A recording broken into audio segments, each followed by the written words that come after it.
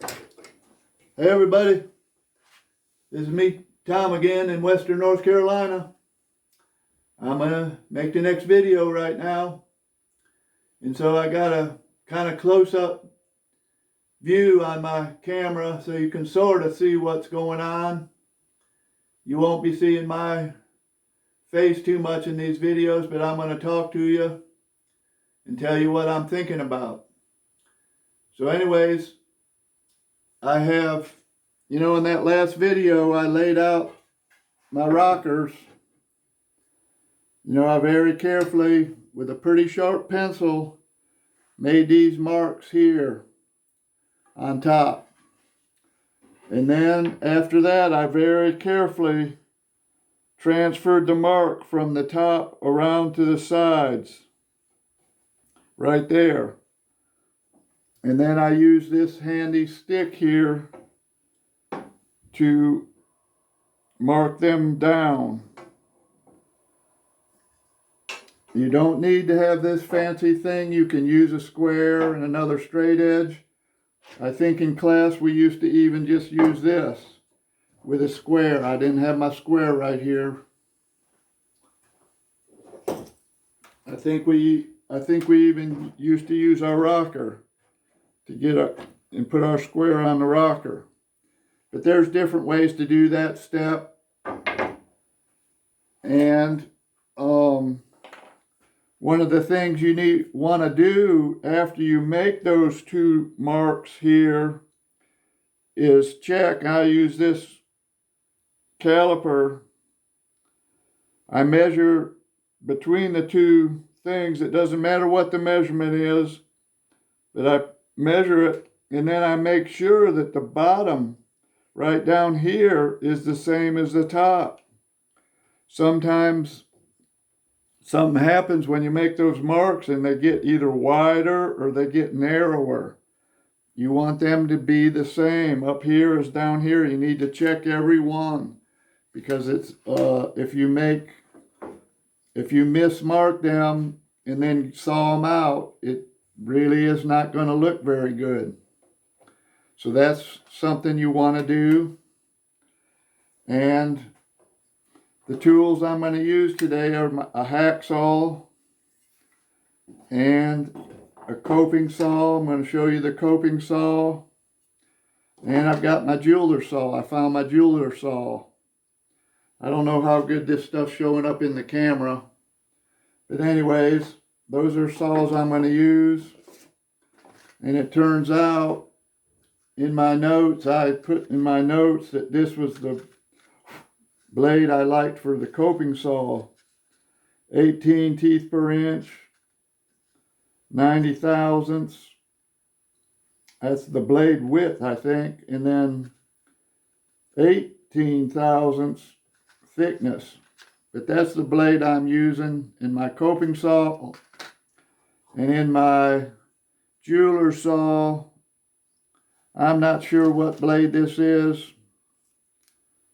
I've got two here. One's called a 3 and the other looks like, I can't read the number. It looks like a G, but maybe it's a 9. But anyways, I've got some little saw blades for this this here jeweler saw. Okay. The important things are get these lines marked straight. Now what I've done, and this is what I would recommend that everybody do. Well, not what I'm going to do today, but I recommend that everybody draw a line somewhere, at least one line somewhere in the middle between your two lines that you're going to use for your actual lines. Make a line and make at least one practice cut to just see how it goes. Now what I've done today and what I'm going to show you today is I took a piece of scrap from cutting out my rockers and I planed it down to whatever this is. I don't even know how thick it is. It's about light on 5/16. But I laid it on here just like I would a rocker. And I chose this thickness. I didn't want to be too close to my reel lines because I want to have solid wood when I go to cut down. I don't want the blade to be falling out of the cut. And I didn't want to make it too narrow for the same reason. I didn't want the lines too close together. But what I'm going to do is I'm going to cut out, you can see maybe that I have it laid out right in here. And I actually put 2 bottom lines on it. And I didn't make the bottom lines as deep as my real rocker is going to go to. But I made 2 bottom lines because I want to show you, I don't know if I'll have time or not. Some of these videos are kind of too long. But I'm going to saw down and I'm going to show you cutting out the bottom with the coping saw. And then I'm going to show you cutting out the bottom with the jeweler saw. So anyways, so I'm going to start cutting this out with this hacksaw. And so before you start cutting, and this is why I want you to cut this practice cut, is like you got to decide where are you going to cut? You know, are you going to take the whole line out? Are you going to leave the whole line? Are you going to go to the middle of the line? You know, what are you going to do? And so it's good to practice, because the closer you can cut it to where you want to cut it, the easier it's going to be to fit your thing in, your rocker. And so you don't want this to be too big and you don't want it to be too small. If it's too big, it's just going to look bad. If it's too small, it becomes a lot of work, more work to get your rocker fit in there. So you want to cut it just a teensy bit, just a little bit too small, so you just have to just barely sweeten it up really good with a sandpaper, you know, with your side sander. Now, I do not have a side sander or anything made for this application, for this little thin one, but that's okay. I'll use something else, but I'm probably not even going to sand this and fit it. I'm just going to cut it and see, sort of try this in it and see what happens. So I pretty much know for a fact that when you drew these lines, the whole line is outside of the rocker. And so if you was to take the whole line out, I believe that the mortise would be too big. And so I'm thinking probably theoretically what you should do is you should just be right up against the inside of the line. And so that's what I'm going to try to do on this practice cut I'm going to make. And I don't think you can see it on the camera, but I had my chair upside down the other day and I didn't have room back on that side. I didn't have enough room, and so I made a new rig and moved the whole thing out so I could get on this side and I can crawl under and get on that side without moving my chair. And again, it's important that when you clamp your chair down, that you don't twist it out of shape. Make sure that it's just sitting in its natural position. So here goes, I'm going to start cutting. And the rule I learned about cutting, sawing with a handsaw, I learned this from a master Japanese style woodworker, Carl Swenson, I think his name was, that when you're sawing with a handsaw, especially these fancy cuts, is you only advance the cut if you can see the line. Don't advance the cut where you're not looking at the line. So think about that, think what it means. So right now I'm going to cut the left hand one of these middle ones. And I can see the line right now on top and the back here. And I'm not exactly where I want to be on the top. So I'm trying to correct that a little bit. Started in a little crooked.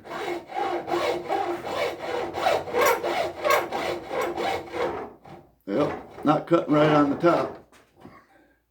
And one of the things about this side, I just step forward. I've got my knee against the post down here to keep it from bouncing back and forth.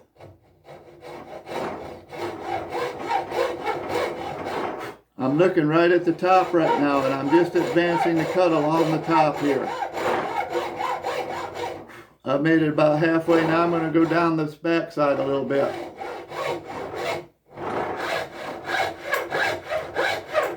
I'm trying to stay right next to the line. Just right next to the inside of the line.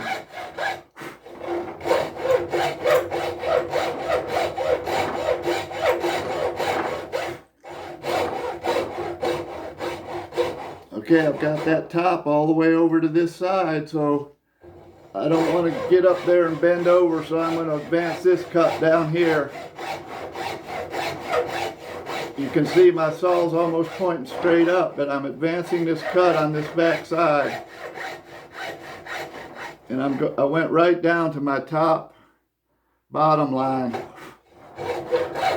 So now I should be able to saw from this spot here where I got my saw blade to where I got my saw blade back here.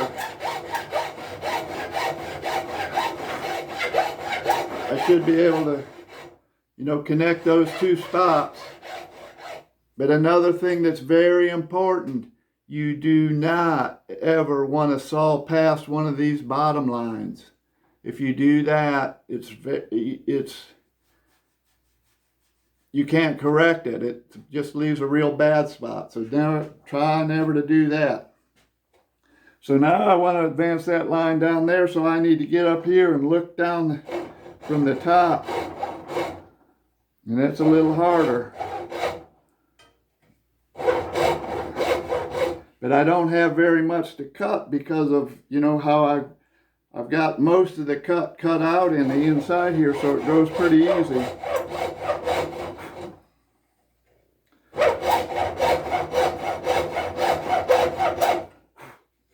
I forgot to get it out. But one time, people complained and stuff, and I lost my head when I bought me a real fancy, some kind of back saw. I didn't get it out. Forgot to show you. I'll show it to you another day. But I bought a very fancy, like $150 back saw that had ripped teeth on it.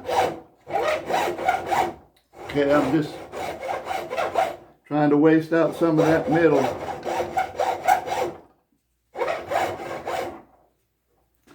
And that's all.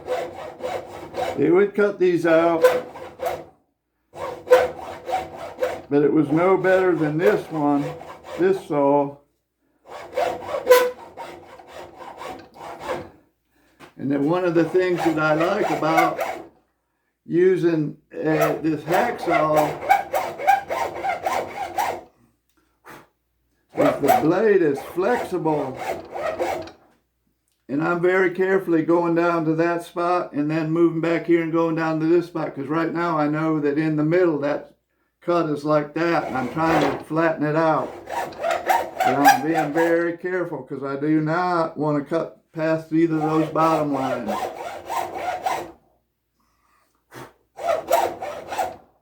But this hacksaw is flexible, and if I need to steer, if I need to steer the cut, I can steer it. But with that back saw, I couldn't steer it. That blade was so stiff that it just went where it wanted. It went where it started to go, and it was hard to correct. So okay, I've got that one pretty much down, I think. Maybe not. It's been so long since I've done this. Okay, now I'm going to cut the other one. I cut that. I tried to stay right on the line. It's like I can still see the whole line on this side. I got into the line on this side. I don't like that too much, but I did. So that's why I'm practicing. It's been a long time since I've cut one of these out. Well, I made a couple of 3/4 rockers about, when was that? About 7 or 8 years ago, I think.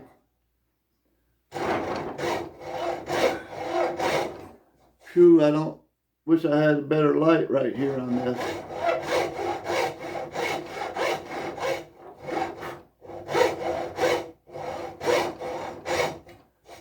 I need a little spotlight or something right on this.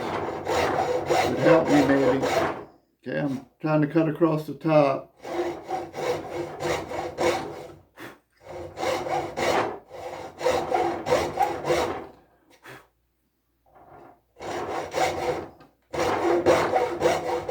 Okay, I got that cut across the top. I like that pretty good. Kind of missed a little bit on this side. I'm a little bit far off, but I'm going to try to.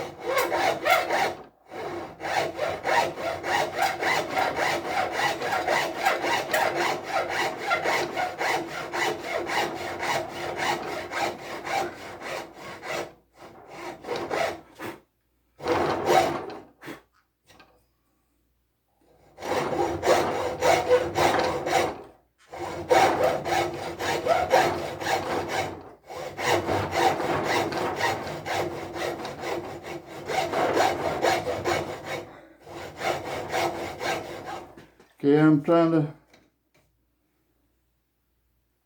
to go kind of fast so this doesn't run very long.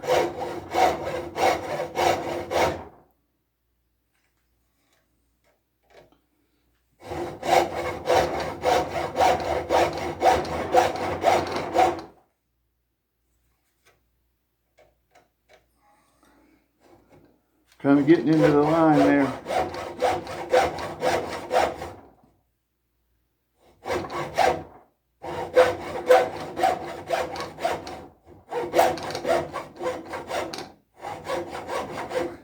But anyways, no matter what you do when if you do one of these practice cuts, whatever you do, if you get into the line or don't get into the line,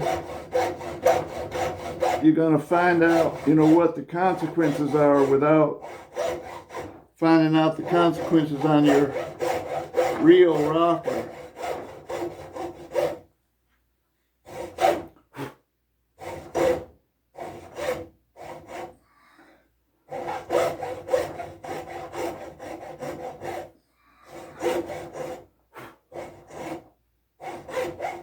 Okay, I think I got that one pretty good. Okay, I stayed just outside the line on this side. On this side, I kind of got into the line a little bit.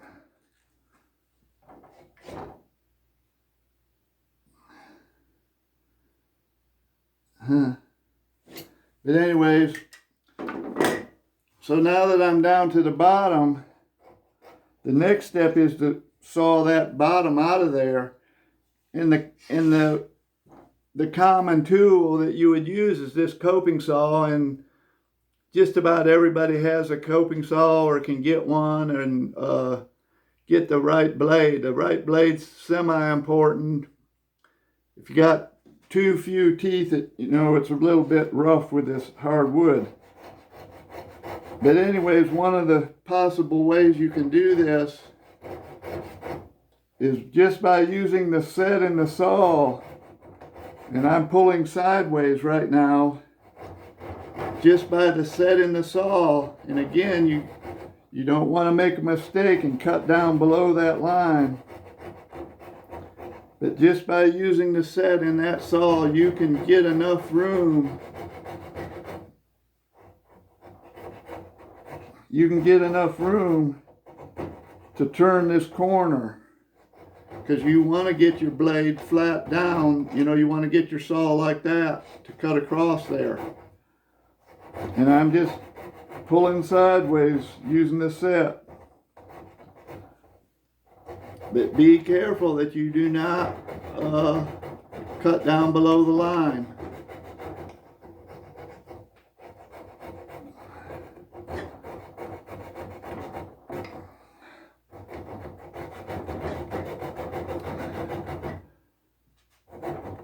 Yeah, I've almost got that saw sideways now. Almost.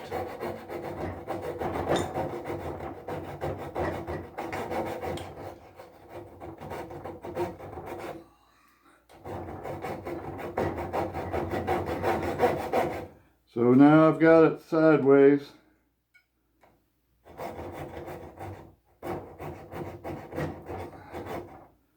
And you kind of want to be right down to the line. You don't want to saw it too high above that line, but you want to saw it real neat. And I'm watching this side. I'm cutting across this side without cutting on your side. Now I'm going to turn my saw and cut on this side. Well, I'm looking over here at the line over on this side.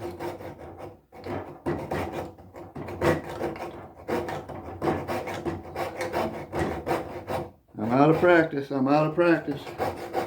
And I'm getting there.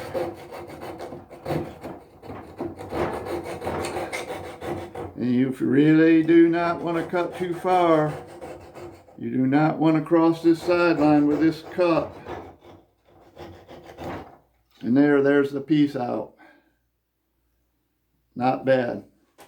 Okay. Now right now, okay, I'll just go ahead and cut this down to the next line quick and show you the other saw.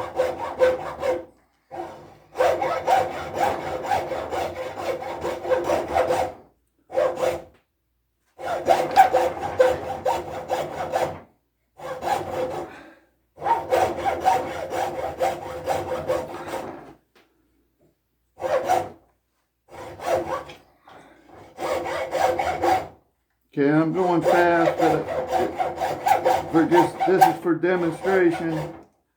Trying to get down to that other bottom line I've got drawn there.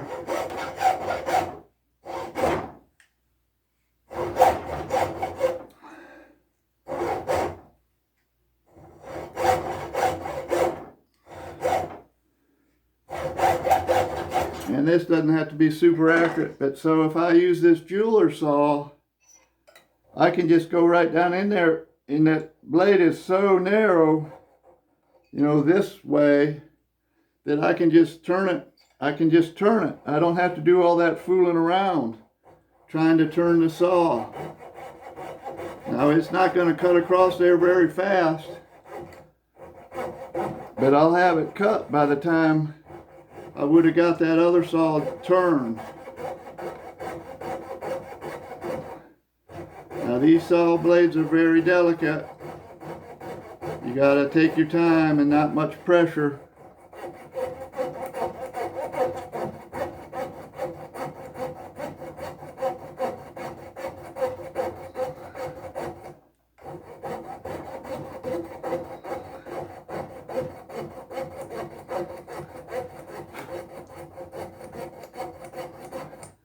I need to get a different pair of glasses for this. This close looking is not, my glasses aren't working as good as I want them to.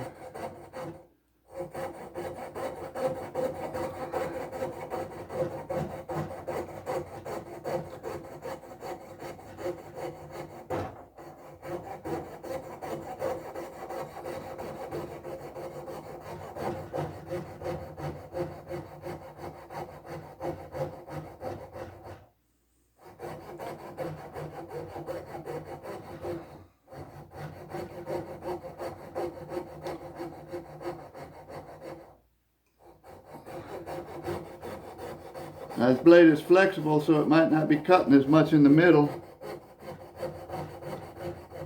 And I might not have my cut all the way down on this side with this saw.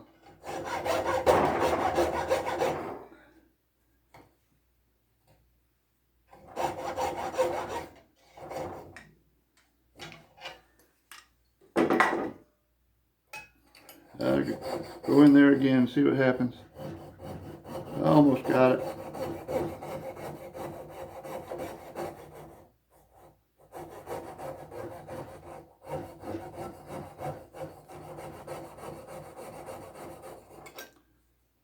It's almost out of there. Phew, why isn't it out? I don't know. Phew, I really missed the line on this side.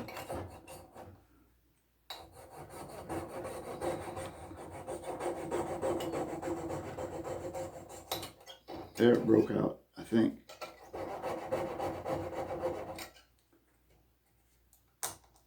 There it went.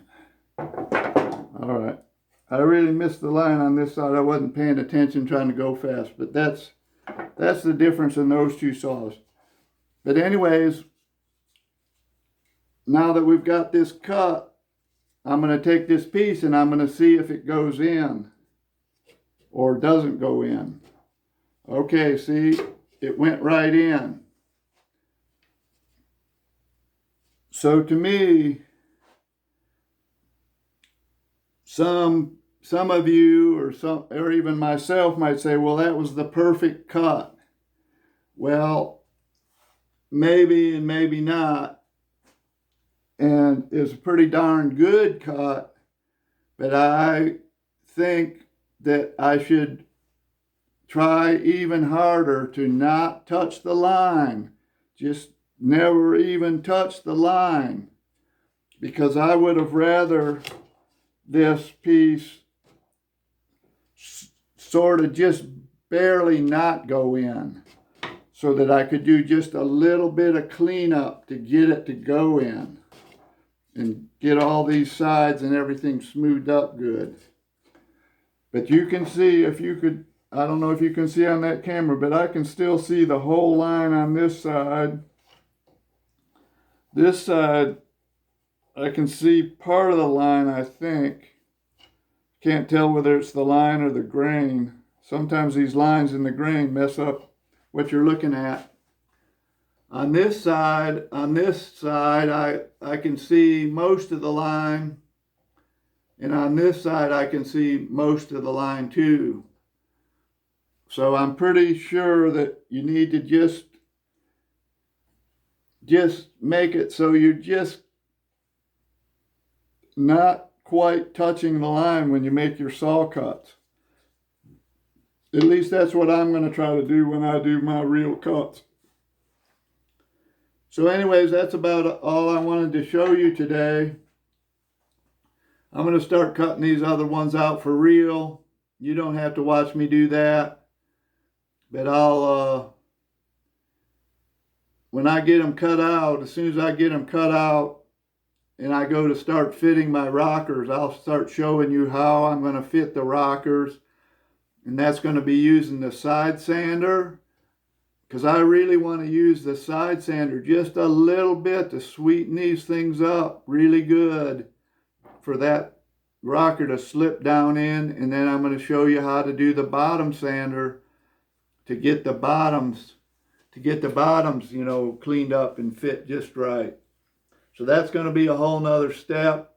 That's, you know, this has been enough on this right now, I'm pretty sure. Another thing though that I wanted to show you is at some point you're going to need to make a peg for these places. A peg goes in here, right through here. And it's a 1/4 inch. We're going to drill a 1/4 inch hole. You know, your peg needs to be long enough to have a head sticking out and a little bit sticking out on this side, on the inside. This peg's just a little bit too short. But it's going to look like this. And we're going to cut a slot in it. We're going to put a wedge in this side here. So you need 4 pegs, and you need 4 little wedges. So that's just something else that's going to be in the process.